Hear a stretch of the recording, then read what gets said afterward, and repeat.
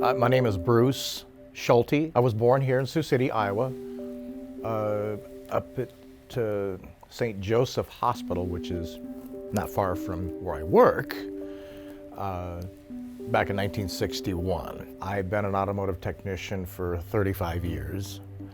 I have passion in my work. When you say passion in your work, I think that's going away in today's society.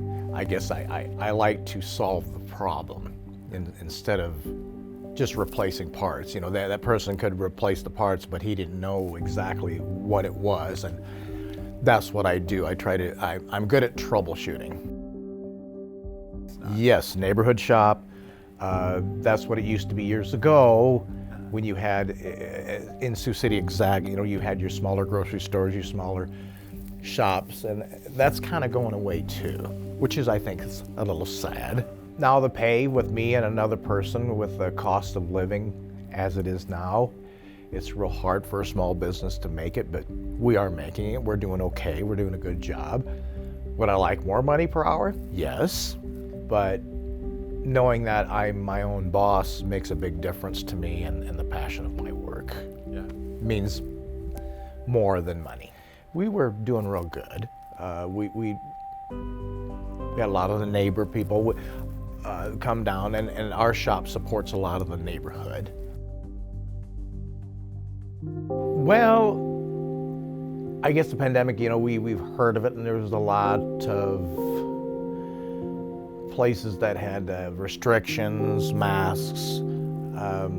We continued on our business as usual. Early 2020, we were still doing good. Our business dropped a little bit, but as long as we made sure things were clean, handles were clean, people, if they had COVID, they would be, you know, keep their distance. There's people coming that had COVID all the time. Really? Oh yeah. You didn't know that they had COVID? Well, they told us. They told you, I have COVID, but I'm coming in. Yes, and I said, well, I need you to stand back over here, sir. And they said, okay, that's fine. But I guess it didn't scare me.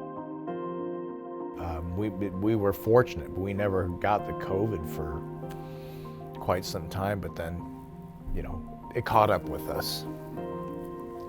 I was very sick for about a week and a half, but I came out of it, and we both did, and we both went back to work and continued on. It hurt our business in revenue. Basically, I imagine about 30% of our business, we lost about 30%, 30 to 35. And how did it affect me?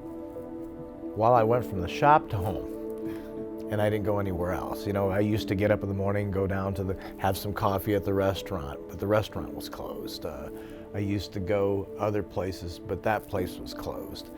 So basically, it was from home to shop every day. It was a major change. We promised we didn't want to shut down. A lot of places said you should have, but you know, we're working people. We watched what we did, but we have to. I wanted to be there to help the public as much as we could. Yeah.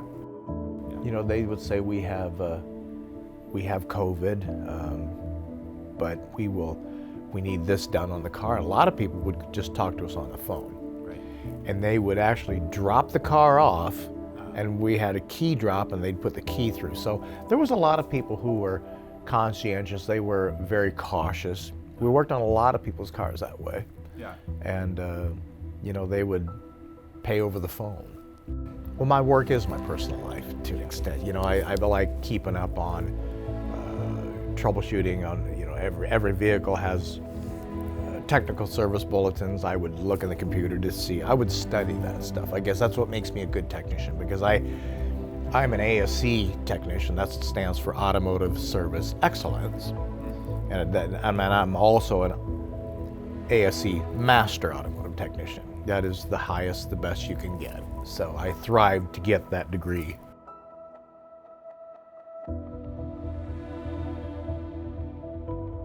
Support for Facing a Changed World, an oral history of the COVID-19 pandemic, comes from the Margaret Ann Martin Everest Foundation, the Kind World Foundation, Humanities Iowa, the Friends of Siouxland Public Media, and listeners like you.